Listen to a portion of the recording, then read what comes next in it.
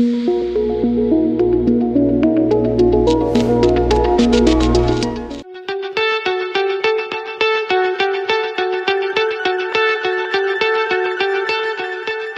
vous êtes entendu dans le cadre de MEDES. Tout à fait. Il a été question aujourd'hui de partenariat public-privé, d'investissement. Aujourd'hui, quels sont les véritables enjeux en fait, de coopération dans le cadre des investissements? Il a été question aujourd'hui, hier, demain et après-demain, puisque souvent le partenariat public-privé vient rencontrer les besoins, en fait, tout simplement d'infrastructures pour la logistique, pour les transports, pour l'économie.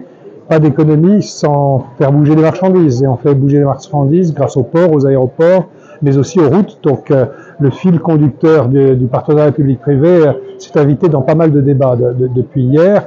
Très clairement, on sait qu'il manque 100 milliards d'investissements par an sur le continent africain dans les infrastructures. Il y a eu des efforts absolument extraordinaires qui ont été faits, notamment sur les ports et sur les aéroports. Aujourd'hui, il y a une belle concurrence entre les ports. Ici, au Maroc, le roi a décidé d'investir énormément à Darla, et il y a d'autres ports qui sont en train de très très bien s'équiper. Sur la logistique, il y a encore énormément d'efforts à faire sur les niveaux routiers.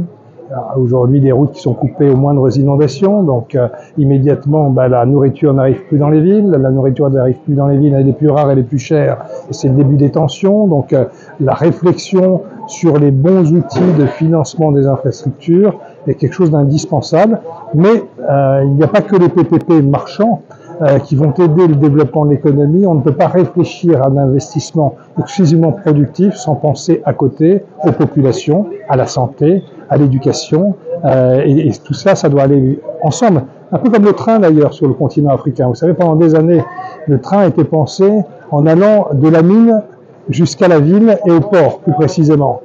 Et où était le train pour les populations? Mais tout ça, c'est à repenser. C'est comment on utilise des sillons qui existent. Hier, notre ami de l'APIX a rappelé qu'il faut repenser la ligne aujourd'hui à Dakar à Bamako, qui est dans un état épouvantable, plus entretenu. Donc investir, c'est bien, mais entretenir et maintenir, c'est mieux, parce que sinon, c'est de l'investissement et de l'argent jeté par la fenêtre. Donc oui, les défis pour le continent sont immenses. J'ai regardé hier une analyse de nos amis du patronat togolais qui avait découvert que pour faire aujourd'hui Nouakchott, le Tchad, c'est 6 fois plus long que pour faire vous pourrez couper, pour faire Douala, Djamena. C'est 6 fois plus long que pour faire Shanghai-Douala.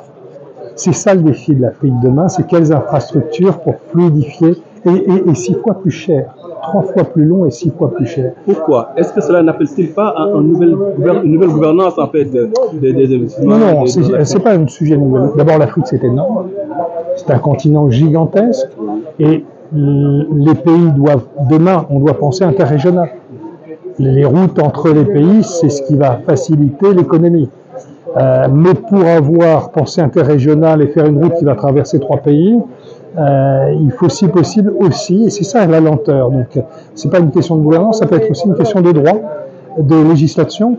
Il faut avoir une cohérence pour que on ne démarre pas des travaux quelque part, qu'il ne soit plus possible dans une autre ville ou un autre pays parce que le cadre juridique n'est pas le même et donc il faut en démarrer à zéro. Donc il y a un travail à faire en amont. Le droit précède l'économie. Et donc oui, il faut essayer de faire une unification des règles, notamment des PPP, mais aussi des investissements publics. Après, on a sous-investi sur le continent africain, notamment dans les routes secondaires. On a pris de mauvaises habitudes. À chaque fois que je le dis, tout le monde me dit « vous avez raison ». Il y a des routes qui sont balayées au moindre pluie chaque année. Et on les refait chaque année.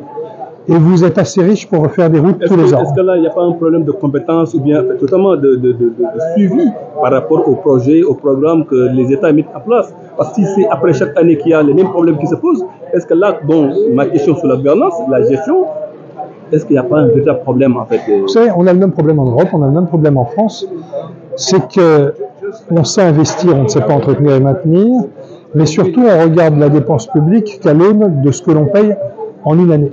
Et non pas à l'aune de ce que ça pourrait être comme investissement pour ne pas la repayer. Donc si on a les moyens de payer une route, mais qu'on a l'habitude que cette route coûte tant, on paye tous les ans la même route. C'est pas un problème africain, c'est un problème des administrations vis-à-vis de la comptabilité publique. Donc il vaut mieux investir au début pour que ça dure plus longtemps. Et ça, il y a beaucoup de pédagogie à faire. Il y a aujourd'hui des entreprises qui ont la technique pour permettre d'avoir des investissements qui vont être plus durables. Vous savez, c'est comme, je me souviens encore, dans un bâtiment ou une école, si vous mettez de la peinture dans les toilettes, au bout de 3 ans, elle commence à se décrocher, ça commence à cloquer, c'est pas beau, il faut repeindre. Et puis au bout de 3 ans, il faut repeindre encore, et 10 fois pendant 30 ans. Si je mets du carrelage, ça ne va pas se décrocher pendant 30 ans. Et je ne vais pas repeindre, j'aurai que à le nettoyer. Donc mieux investir en amont pour ne pas payer demain, c'est ça auquel tous nos amis doivent réfléchir dans l'investissement public. Alors, on parle de partenariat et de coopération. Est-ce qu'il n'y a pas d'asymétrie entre les politiques, les africaines et européennes qui viennent chercher des marchés en Afrique et dont certaines entreprises disent, écoutez, nous on est lésés parce qu'il y a les Occidentaux qui viennent prendre notre marché. Est-ce qu'il n'y a pas une incohérence en fait Que des gens cherchent à prendre des marchés, du nord au sud ou du sud au nord, c'est la libéralisation de l'économie, c'est sain, il faut de la concurrence. Donc, moi, ça ne me pose pas de problème. Après, que des Européens viennent en Afrique pour faire travailler des Européens, ce n'est plus possible. Donc, de toute façon, si on a une technicité, parce qu'on a des ingénieurs qui sont bons dans un truc, et des entreprises locales en Afrique qui sont capables de les faire, il faut faire des joint ventures et travailler ensemble. Donc moi, ce que je crois, en tout cas dans la relation Europe-Afrique de demain, c'est beaucoup plus de coopération, de joint venture, d'entreprises à créer ensemble pour faire la richesse sur place et d'amener peut-être une technicité qui n'existe pas encore, de faire ce transfert plutôt que de vouloir tout prendre. Donc les choses doivent changer, elles commencent à se faire, mais après qu'on ne peut pas reprocher une entreprise du Nord de vouloir travailler en Asie ou en Amérique latine, pas plus qu'en Afrique, si elle a les compétences.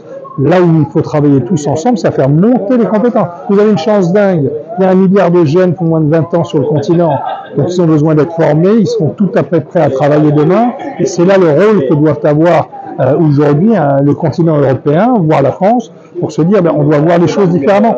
On doit aider à créer des richesses sur le continent africain. Et comment on fait ce transfert de savoir-faire, quitte à garder demain que 20% dans une boîte parce qu'on a aidé à la lancer. Moi, c'est ce à quoi je crois très profondément. Une dernière question. Votre avis sur la vision sur la politique marocaine par rapport à thème d'investissement de partenariat public-privé? D'abord, le Maroc est très en avance sur les partenariats public-privé, en fait énormément. Finalement, Tangemed, ce n'est qu'une forme de partenariat public-privé totalement abouti. Et donc, mais par contre, le Maroc a un rôle très important à jouer au sud.